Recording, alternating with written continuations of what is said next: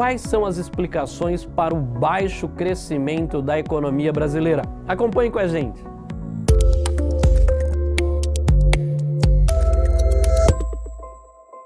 A velocidade da economia brasileira perdeu tração recentemente. A expectativa de crescimento para 2019, que já era baixa, tornou-se ainda pior para este ano. Por exemplo, apenas no primeiro trimestre deste ano, a taxa de crescimento do PIB foi negativa em 0,2%. Ou seja, há um diagnóstico óbvio de crescimento muito fraco da economia brasileira, principalmente se nós considerarmos que a taxa Selic encontra-se no seu mínimo valor histórico, de aproximadamente 6,5% ao ano. Observe este gráfico que mostra a taxa de crescimento da economia brasileira ao longo dos últimos anos. Desde 2011, o que nós observamos é um desempenho medíocre, principalmente com um declínio muito forte da taxa de crescimento do PIB. Mas afinal, neste cenário, o que justifica a baixa taxa de crescimento do PIB? O principal argumento está ligado a um tripé. Este tripé diz respeito à má alocação de capital, baixa produtividade e baixos níveis de investimento proporcionalmente ao PIB. Vamos observar este gráfico que mostra a participação relativa dos investimentos em relação ao PIB. O que é mais interessante observar é que essa taxa do investimento em relação ao PIB, ela caiu nos últimos anos e, mais do que isso, ela já é uma taxa, comparativamente aos níveis internacionais, muito baixa. O que é interessante observar, pessoal, é que aplicando menos de 20% do PIB em investimento, mesmo lá durante as nossas fases de bonanças, nós não preparamos o país para investir ou para expandir a sua capacidade produtiva. Para crescer no longo prazo, ou seja, crescimento sustentado de longo prazo, requer acumulação de capital. E acumulação de capital requer investimento. E investimento, por sua vez, requer poupança. Mesmo a inovação e o aumento da qualidade do capital humano também requerem poupança. Portanto, um ponto importante que explica o nosso baixo nível de investimento está ligado ao nosso baixo nível de poupança. Agora, veja este gráfico que mostra a taxa de variação da produtividade total dos fatores, a famosa PTF. Note que nos últimos anos a taxa de crescimento da PTF no Brasil foi negativa. E o ponto mais importante é que a chave da prosperidade, a chave do crescimento econômico é a produtividade. Além disso, o grau de produtividade representa um indicador essencial para os níveis de salários. Mais do que isso, a produtividade é o caminho para a saída da pobreza e não a distribuição de esmolas. Desta forma, o que o Brasil precisa é de uma agenda de produtividade.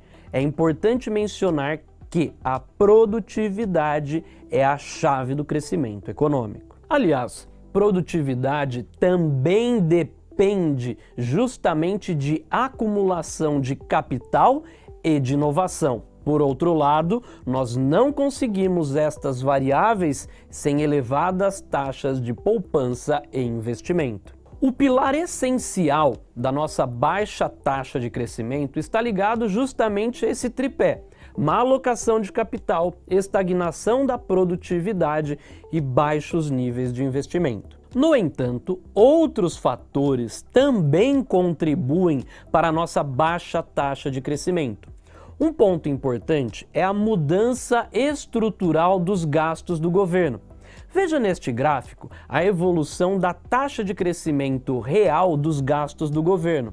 Sistematicamente, ao longo dos últimos 20 anos, a taxa real, ou seja, acima da inflação dos gastos do governo, foi de aproximadamente 6% ao ano em média nos últimos 20 anos.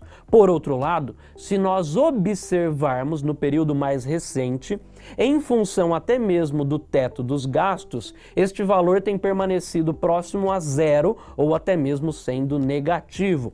Isso nos mostra um ponto importante. O governo deixou de ser um importante direcionador da demanda.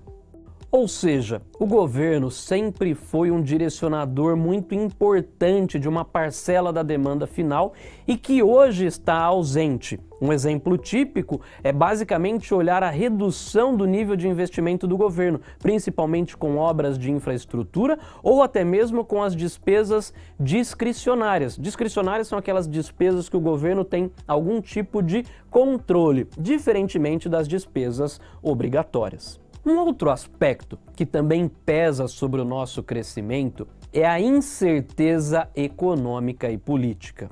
O aumento da percepção de risco fiscal do governo brasileiro, por exemplo, com a não aprovação da reforma da Previdência, torna os empresários cada vez mais cautelosos em relação aos seus investimentos.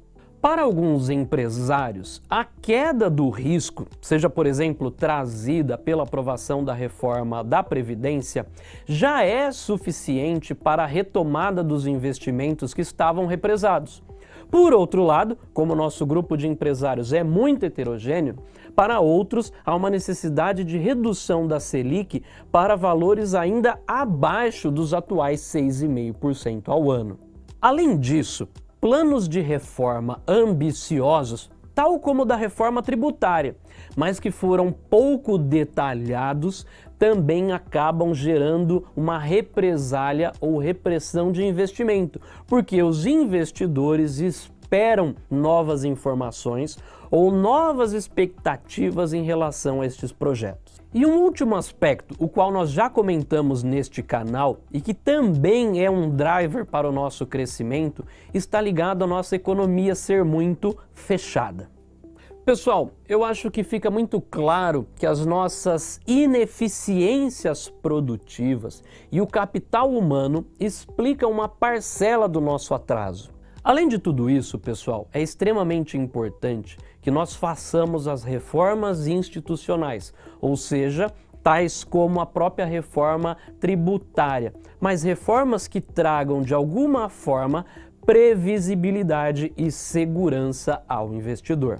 Há um ponto muito interessante ligado às economias modernas. As economias modernas e mais desenvolvidas estão focando em serviços e as economias com maiores níveis de educação estão focando em serviços extremamente especializados, tais como TI e software. No entanto, vamos olhar para este caso em que estou dando o exemplo do setor de serviços. O setor de serviços é chave.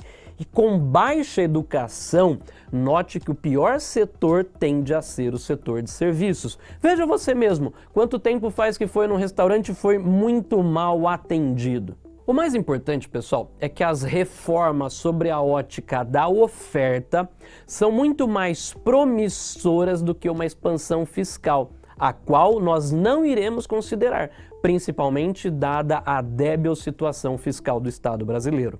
Enfim, o que é preciso para retomar um crescimento sustentado de longo prazo? Investimento, produtividade e qualificação dos nossos trabalhadores, ou seja, investimento em capital humano. That's all, folks. Isso é tudo, pessoal. O que eu gostaria de deixar claro neste vídeo é: vamos evitar o famoso voo de galinha, ou seja, aqueles booms de curto prazo. Nós precisamos e é urgente investir em produtividade, qualificação do capital humano e também investimento através de poupança. Essa é a saída para a recuperação do crescimento da economia brasileira. Valeu, pessoal!